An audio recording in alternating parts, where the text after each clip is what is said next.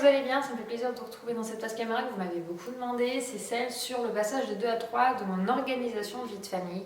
Donc aujourd'hui Abigail va avoir 3 mois. Je me suis dit que ce serait mieux de prendre un petit peu de recul, d'avoir à peu près passé ce cap des 3 mois, parce que je sais que c'est un cap qui est assez déterminant, donc on l'a pas vraiment encore passé, mais bon c'est dans une semaine. Pour un petit peu avoir du recul là-dessus, voir comment les choses ont évolué pour pouvoir vous en parler. Donc cette vidéo n'est absolument pas préparée, donc j'espère qu'elle ne sera pas trop longue. Alors la première chose, je veux revenir sur le fait, c'est qu'on est beaucoup préparé les deux aînés à l'arrivée d'Abigail, donc le fait qu'ils allaient avoir une petite sœur, etc.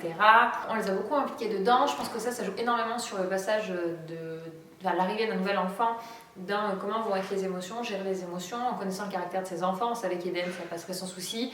Lily-Rose, c'est vrai qu'elle aime bien être encore considérée un peu comme un bébé, donc du coup c'était plus cet aspect là qu'on allait observer, parce que chaque enfant est différent et un enfant a le droit d'avoir du mal à accepter la venue d'un autre enfant dans la famille, ça peut arriver. Pour le coup, ça n'a pas été le cas. Lily-Rose voyait Abigail un peu comme un poupon quand elle est arrivée à la maison. Donc le bébé, il fallait lui donner la susu, elle prenait son bébé, elle allait lui chercher un doudou. Si vous avez vu la vidéo d'ailleurs d'accouchement, séjour maternité, retour à la maison, rencontre, c'était un peu un vlog global. Vous voyez que très spontanément, Lily-Rose, ça nous avait vraiment surpris et touché. C'est quelque chose que je me souviendrai vraiment, j'ai cette image claire dans la tête, toujours, que Lily-Rose est partie chercher un doudou et l'a amené au bébé. Ça c'était magique, ils ont voulu la porter, etc. Voilà, donc c'était très beau, mais comment ça s'est passé par la suite? Alors c'est vrai que nous on avait beaucoup discuté avec Anto de comment on allait essayer de s'organiser dans les premiers temps. Je pense que ça aussi c'est extrêmement important, c'est de beaucoup discuter avec son conjoint, savoir les capacités et les limites de chacun dans ce qu'on est capable de faire et de ne pas faire. Par exemple, ici, en arrivant au troisième enfant, on connaît l'un l'autre comment on fonctionne un petit peu autour de la naissance d'un enfant. Anthony a du mal à avoir les enfants dans les mains le premier mois. Le premier mois de vie, il les porte, mais il est toujours dans une zone sécurisée, assis sur un canapé, il a beaucoup de mal à se déplacer avec, etc. Il a une peur panique de faire tomber, de casser le bébé, parce que c'est extrêmement petit, extrêmement fragile. À partir du moment où ils ont 1 mois, ils ont un petit peu grossi, et là il arrive à promener, machiner, faire toute sa vie avec le bébé. Mais le premier mois, c'est quelque chose de difficile. Alors souvent, il leur parle beaucoup du transat, il discute avec eux, il leur fait des RE. C'est un papa extrêmement gaga de ce côté-là. J'adore le filmer en train de faire ça parce que c'est des moments magiques que je ne veux absolument pas oublier. Mais voilà, on sait l'un l'autre, ses capacités là-dessus. Et le fait que c'est quelque chose qui l'angoisse. Donc par exemple, le premier mois de vie, il n'arrivera pas à donner un bain. Alors je crois que c'est vraiment ce qui le panique le plus, c'est le bain le premier mois. Après, c'est des choses qu'il fait facilement, sans aucun souci. Mais c'est quelque chose qu'il faut tenir compte et du coup... qu'on le sait. Du coup, lui a un peu plus pris le relais sur les 2 grands quand moi j'allaitais, parce qu'en se fêtant allaiter, c'est vrai que c'est plus prenant. Et on va pas se mentir qu'un bébé au biberon, où on peut s'alterner sur le bébé au biberon. Là, pour Abigail, le premier mois, c'était entre guillemets quasiment exclusivement moi qui m'en occupais, même si les enfants participaient, voilà, ils venaient jouer avec elle sur le tapis d'éveil, ils venaient lui faire des câlins, ils venaient participer au moment où je faisais le change, voilà, etc., etc. Le bain, ils venaient voir ce qui se passe, donc ils étaient toujours très présents. C'est vrai que Eden et Lily fonctionnent vraiment en duo, à 2, c'est-à-dire que même si des fois j'essaie de jouer qu'avec un, il y a forcément le deuxième qui va arriver et vice-versa, dans un sens ou dans l'autre, donc c'est vraiment comme ça que ça se passe depuis quasiment que Lily-Rose ait 1 an, où ils se sont mis à bien jouer ensemble, parce qu'avant ils s'observent, qu'on se mente pas, qu'on se leurre pas. Aujourd'hui, même Abigail, il l'observe, il vient de la voir. Mais on ne peut pas parler de vraie complicité dans le sens interaction, jouer ensemble, c'est 2 choses différentes, même s'ils aiment beaucoup leur petite sœur, qu'ils en parlent, qu'ils vont vers elle, qu'ils se posent dans le tapis d'éveil avec elle, qui viennent la bercer, c'est pas pareil que la relation qu'ont Eden et Lily-Rose, où ils jouent tout le temps ensemble. Alors du coup, est-ce qu'il y a eu de la jalousie? Est-ce qu'il y a eu du ressenti? Non, il n'y a pas eu de jalousie envers nous. Encore une fois, à chaque fois, mes enfants sont assez jaloux envers les grands-parents. Au début, ils étaient jaloux l'un et l'autre de celui qui était dans les bras de la mamie, etc. On le voit bien toujours un petit peu, même avec leurs cousins-cousines. C'est un petit peu un fonctionnement. J'ai même remarqué, eux, le cousin et la cousine, parce que du coup, ils ont une cousine, un cousin.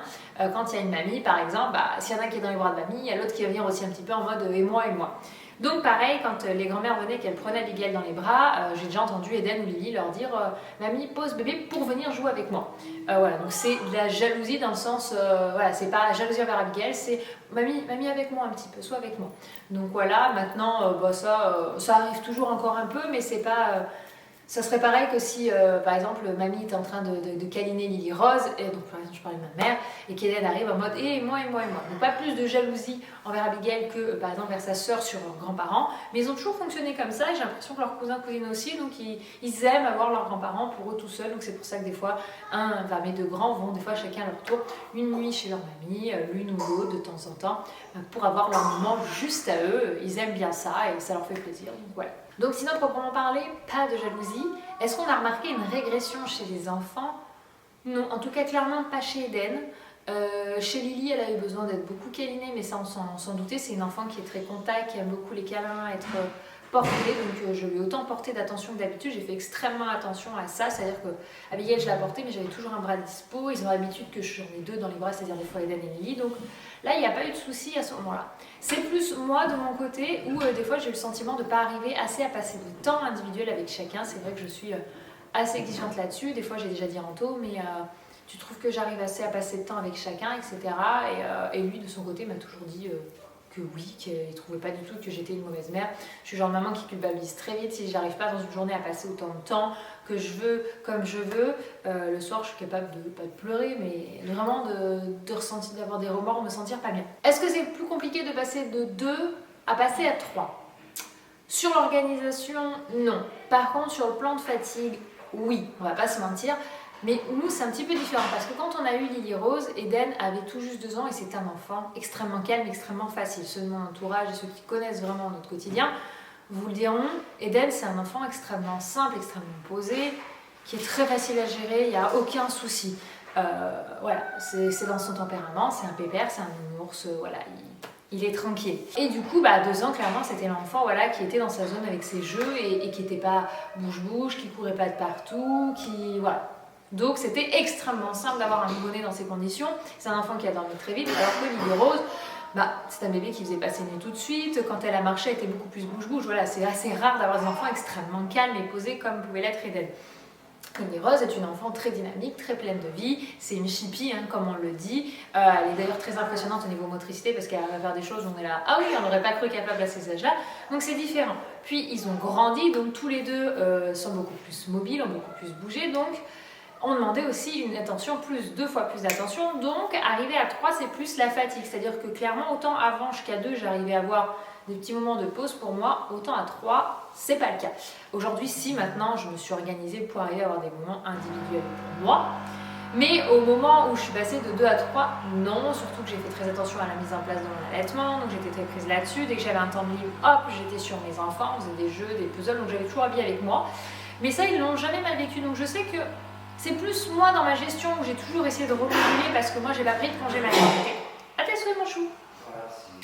J'ai pas pris de congé maternité et ça c'est peut-être un regret dans mon organisation, c'est que étant donné qu'il y avait le Covid avant, c'était une période très plat au niveau boulot. Quand il a été question de prendre le congé mat ou pas, je me suis renseignée au niveau de tout ce qui était mes droits, je suis à mon compte, donc à l'époque de Lily Rose il n'y avait rien. Aujourd'hui ils ont mis en place un congé mat avec on peut avoir de l'argent par mois en fonction de ce qu'on a cotisé, etc. Dans les années précédentes, je crois que ça fonctionne comme ça. Et donc moi, j'avais droit de base, j'ai droit à un congé maternité de 6 mois, étant donné que c'est mon 3e enfant. Donc j'avais droit de congé mat de début mars à début novembre. Donc moi déjà, j'avais pas envie de prendre un congé mat aussi longtemps. Je n'en ressentais pas le besoin. Déjà, tant que j'étais enceinte, je me sentais pas bloquée. J'ai pas un métier qui me demandait et puis je n'avais pas une grossesse qui se passait mal. Donc je pouvais, entre guillemets, travailler jusqu'à arriver à la date d'accouchement. C'était pas un souci, j'avais cette chance-là. Voilà, quelqu'un qui bosse dans le commerce, qui bouge, j'en sais rien, faire des boulots. Il y a des boulots où c'est pas possible de ne pas prendre de congé maternité, qu'on se le dise. Moi, je pouvais, en tout cas, attendre jusqu'à l'accouchement.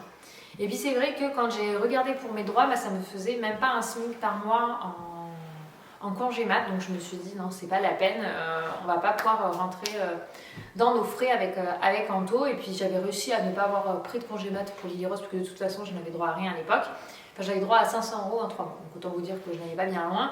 Là j'avais l'équivalent de 700 par mois, donc voilà, c'était pas fameux. Après c'est toujours bon à prendre, mais clairement il valait mieux que je continue à travailler. Et en post-Covid, voilà, il fallait aussi reprendre après une activité morte, comme toute entreprise, il fallait bien aussi reprendre l'activité. Donc du coup c'est vrai que c'était plus l'organisation de tout ça, mais avec Anthony qui était très présent, ça a permis qu'on arrive à se relever l'un l'autre. C'est vrai qu'avoir le conjoint c'est quand même une grosse aide. Quand ils ont juste comme ça 15 jours après avoir l'accouchement, je sais pas, c'est 15 jours ou 3 semaines, j'ai un doute maintenant si les hommes n'ont pas droit à 3 semaines, mais ça reste ridicule par rapport à tout ce qui est mis en place du quotidien. Mais en tout cas nous ici on a pris notre rythme, voilà, ça faisait déjà plusieurs mois qu'on était tous ensemble, il n'y avait plus d'école, il n'y avait pas de mode de garde, les enfants étaient avec nous. Et en fait, tout simplement, la seule chose, c'est qu'il faut savoir ne pas s'arrêter et savoir bien gérer sa fatigue. C'est surtout ça, parce que les nuits n'existent pas. Abigail, t'étais au début pendant les premières semaines toutes les heures, donc ça a été très hard en termes de fatigue à ce moment-là. Puis après, c'était toutes les 2-3 heures, puis là, on est à peu près à 2-3 tétés par nuit. On est plutôt sur 3 tétés maintenant. Moi, on était passé à 2, donc c'est là où je récupérais le mieux. Là, elle me fait 20 heures, 1 heure, 4 heures, 6 heures. Donc du coup, après la tétée de 6 heures, c'est même pas à peine que je cherche à m'endormir parce qu'elle finit de tétée, c'est 6h37, 40 presque, parce qu'elle est assez mémère, peut-être tranquillement la nuit. La journée est peut-être plus efficace, mais alors la nuit, elle est lente, c'est comme ça. Donc clairement, ça sert à rien que je cherche à m'endormir derrière, puisque Lily Rose se lève entre 6h30 et 7h. Puis voilà, moi je pars du principe, si une journée, je me suis mal gérée, que j'ai pas réussi à faire les choses comme je voulais, c'est pas grave, je recommencerai le lendemain, différemment, autrement. Je vois vraiment beaucoup les choses comme ça, en se disant, de toute façon, un vrai rythme, avec 3 enfants, différents, où il y a des jours où ils vont bien, il y a des jours où ça va pas, il y en a un qui est malade, il y en a un qui est ci, il y en a un qui est ça. C'est pas linéaire en fait, il faut le savoir, c'est que rien n'est linéaire, donc on s'adapte au jour le jour, il y a des choses qu'on a en tête. Moi je sais que du coup je fais beaucoup de choses une fois que les 2 grands sont couchés. J'ai aussi beaucoup mis Abigail en portage pour pouvoir avoir les mains de libre, pouvoir faire plein de choses en fait. Je pense qu'il faut juste savoir faire un gros lâcher prise. Moi par exemple j'ai un peu mis de côté, clairement, le ménage à la maison, on va pas se mentir, j'ai un peu délaissé la maison de ce côté-là, où j'ai clairement pas réussi à tout faire. Je me suis plutôt centrée sur passer du temps avec mon nouveau-né et mes enfants. Voilà, mes enfants, c'est vraiment ma priorité. Si j'ai fait le choix d'en avoir 3, c'est pas pour ne pas passer de temps avec eux, c'est ma vision des choses, en tout cas, je le vois aussi. Voilà, moi, vous avez peut-être remarqué, j'ai énormément ralenti la cadence au niveau des vidéos, au niveau des photos sur Instagram, parce que j'ai aussi moi-même ralenti le rythme, le temps de ce sort de congé maternité de 2 mois et demi, du retour à l'école. La chose importante, comme je disais, c'était la communication avec Anthony, de pouvoir discuter, de savoir s'organiser. Il faut savoir que les premiers temps, le couple est clairement mis de côté. Pas se leurrer, pas se mentir. L'arrivée d'un nouveau-né, déjà, il faut qu'au niveau corps, on puisse un petit peu se remettre. On est douloureux, on est fatigué, on a les hormones dans tous les sens. Moi, j'essaie de mettre en place l'allaitement. Il y a la fatigue des non-nuits. Alors, on est resté à dormir ensemble. On s'était posé la question que si jamais Abigail se réveillait beaucoup et que ça réveillait Anthony, que lui irait peut-être dormir en chambre à part, pour la simple et bonne raison qu'il fallait qu'il y en ait un qui soit quand même potable pour la journée pour les enfants. Globalement, ça s'est plutôt bien passé parce qu'elle ne l'a pas forcément réveillé. Puis Anthony est un lève-tôt de base, donc du coup, même si des fois il l'entendait pour la tétée de 6 heures, lui il se réveillait et puis il avait fini sa nuit. Mais voilà, vraiment beaucoup communiquer. Je pense que le maître mot, c'est la communication, pouvoir se relever, se relayer, l'un l'autre quand il y en a un qui est trop fatigué, savoir le dire aux enfants. Moi, j'ai déjà dit des fois à Eden et Lily Rose, quand ils sont en âge où ils sont capables plus ou moins de comprendre les émotions, et je leur disais, tu sais, maman, elle est fatiguée, donc on faisait des jeux ensemble, des pesages, je me posais avec eux, on se posait des fois dans le lit, on écoutait des histoires audio, on lisait des histoires, des activités simples, on allait dehors dans le jardin, voilà, je me posais à côté d'eux et ils faisaient leur petite vie. C'est qu'après, Eden et Lily Rose jouaient normalement ensemble, donc du coup, ne sont pas forcément tout le temps en demande sur nous. C'est vrai que c'est quelque chose où on les a habitués aussi à passer beaucoup de temps, tous les deux, et jouer tous les deux, de ne pas toujours être collés à nous, pas parce qu'on ne le veut pas, mais parce que c'est aussi important d'être indépendant, et que moi, en travaillant depuis la maison, en les ayant eu à la maison, il fallait aussi que je puisse avoir du temps de travail et qu'eux arrivent à avoir du temps individuel, et c'est vrai que c'est quelque chose qui s'est mis en place facilement, donc même avec l'arrivée d'Abigail, ça n'a pas été compliqué. La chose la plus difficile, c'était d'arriver à me diviser entre du temps pour mes enfants, du temps pour mon couple, du temps pour moi, et puis toute la gestion de ce que demande une maison au quotidien. Donc voilà, il y a des choses où j'ai relâché, j'étais en retard dans mes machines, j'étais en retard dans mes machines, que voulez-vous. Je n'avais des fois pas aspiré mon sol aussi rapidement que ce que je voulais, les jeux n'étaient pas rangés, alors j'ai un peu fait un gros lâcher prise sur le rangement dans la chambre des enfants. Même si je leur fais ranger, c'est jamais vraiment rangé, en fait, ils mettent dans les bacs comme ils peuvent, et puis ils me font une montagne au-dessus de leur bloc de jeu, ça s'arrête là. Alors que là maintenant on a vraiment repris le pli, je dirais qu'au bout du 2e mois, là ça y est, j'ai réussi à arriver à prendre mon rythme avec ces non-nuits, parce qu'il fallait aussi que moi puisse arriver à prendre ce rythme de ne plus dormir de nuit complète. Ça faisait longtemps, je dormais depuis un petit moment. Et puis Anthony ne peut pas me relayer comme j'allais, de toute façon, clairement, il ne va pas faire les choses, il ne peut pas faire à ma place. Il faut le savoir. Moi après j'avais déjà passé de 1 à 2, donc je connaissais un petit peu les étapes par lesquelles j'allais passer. C'était difficile quand même de lâcher prise, je suis quelqu'un qui aime beaucoup avoir la main mise sur les choses, pouvoir gérer les choses, là c'était pas possible, donc ça a été aussi un travail sur moi-même. Mais voilà, donc en gros non, ce n'était pas plus dur de passer de 1 à 2 que de 2 à 3. C'est juste qu'effectivement le temps libre, n'existe quasiment plus. Hein, voilà. J'ai du temps pour moi le soir après 20h, donc souvent on fait du ménage, on fait du rangement. J'arrive à peu près à me prendre 5 minutes de maquillage le matin, de me préparer, c'est-à-dire m'habiller, me maquiller, me coiffer en 5 minutes. Donc vous apprenez à être rapide, efficace et condensé. Vous ne réfléchissez pas 10 ans à votre tenue ni à votre make-up le matin. Hein. C'est déjà, il y a un petit peu de poudre et du mascara, vous êtes content.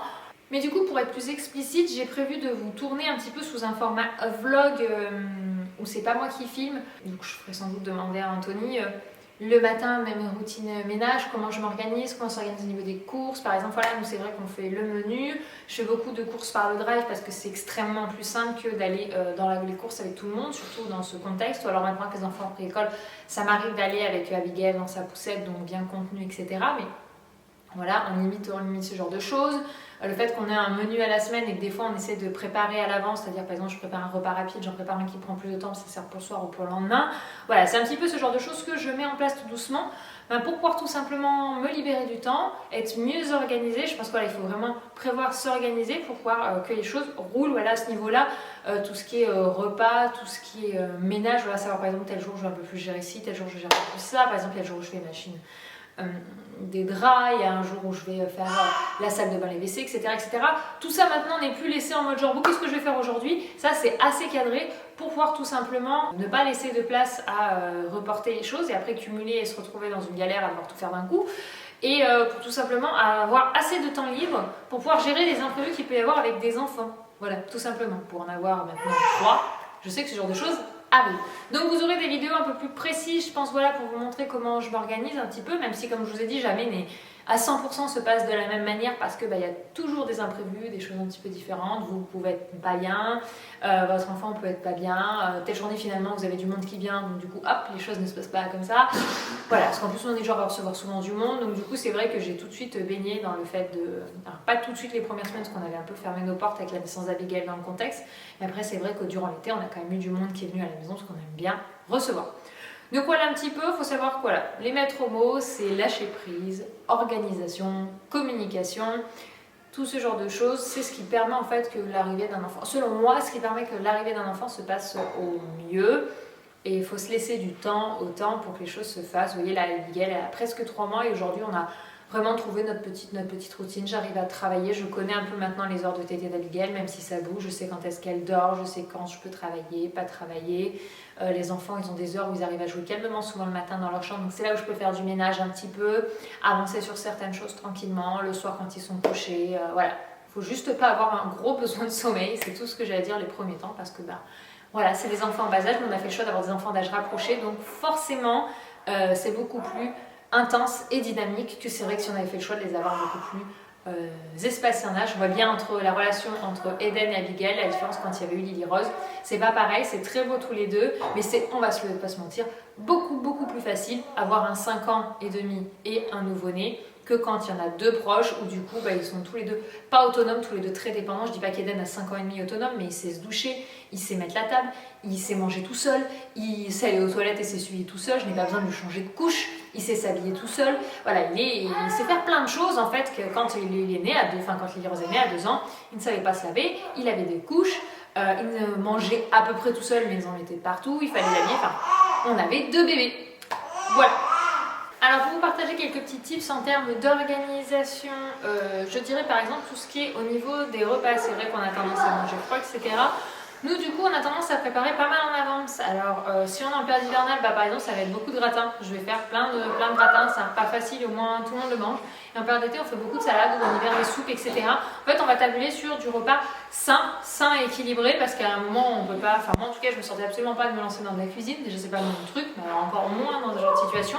Donc clairement, il faut un petit peu lâcher prise. Faire un menu repas, ça permet de moins se prendre la tête avec des repas faciles. Faire les courses au drive, ça permet de gagner du temps au début parce que voilà, surtout quand on commence avec une famille nombreuse. En plus, dans le contexte actuel, j'allais clairement pas me mettre en grande surface.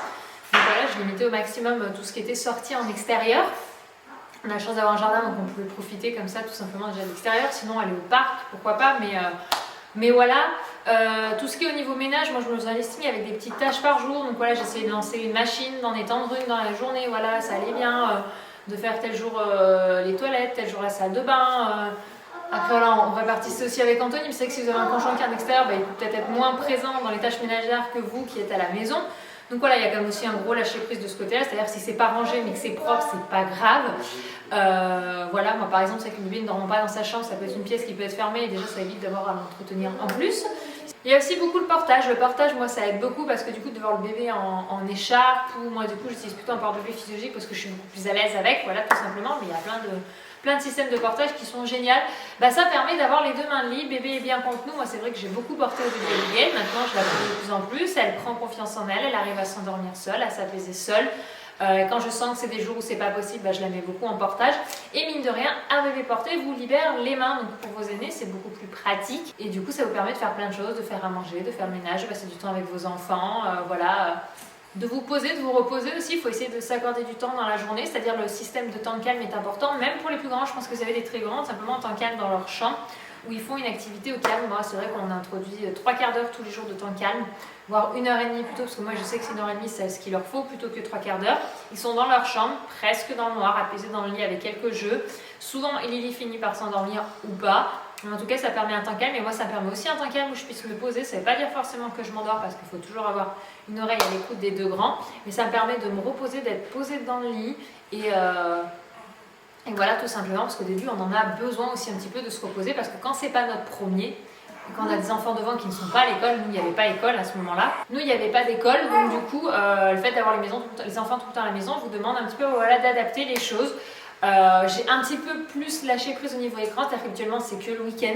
Là, j'ai autorisé un dessin animé en plus par semaine. Voilà, dans la semaine, à un autre moment où par exemple j'avais absolument besoin de faire quelque chose et que c'était trop compliqué avec les enfants, et ben une fois dans la semaine j'autorisais un dessin animé, ça me permettait moi aussi de le regarder avec eux, de me poser et voilà, il faut aussi un petit peu lâcher prise de ce côté-là. Maintenant on a bien recadré depuis, c'est-à-dire que maintenant ce n'est plus que le week-end, mais c'est vrai qu'il y a eu un petit temps où j'étais un peu plus souple à ce niveau-là, parce qu'il faut aussi savoir qu'on a des limites en termes de capacité de fatigue et qu'après on va s'énerver plus vite pour rien et que c'est pas la faute des enfants. Faut pas hésiter à prendre l'air, etc. quand ça arrive, parce que moi aussi, il y a des moments où j'étais tellement dans la fatigue que je sentais que j'avais beaucoup moins de tolérance. Donc du coup, je sortais dans mon jardin, je prenais l'air 5 minutes, je respirais et je revenais et ça allait mieux. Bon, de toute façon, je vais vous laisser parce que j'ai Abigail qui m'appelle. J'espère que cette petite vidéo vous aura quand même renseigné, vous aura été utile. Et puis bon courage à toutes celles qui vont bientôt avoir un bébé, plein de bonheur à vous. Et puis j'espère, vous qui êtes déjà maman, que tout se passe bien. Racontez-moi tout ça en commentaire, j'ai hâte de vous lire. Bisous. Ciao.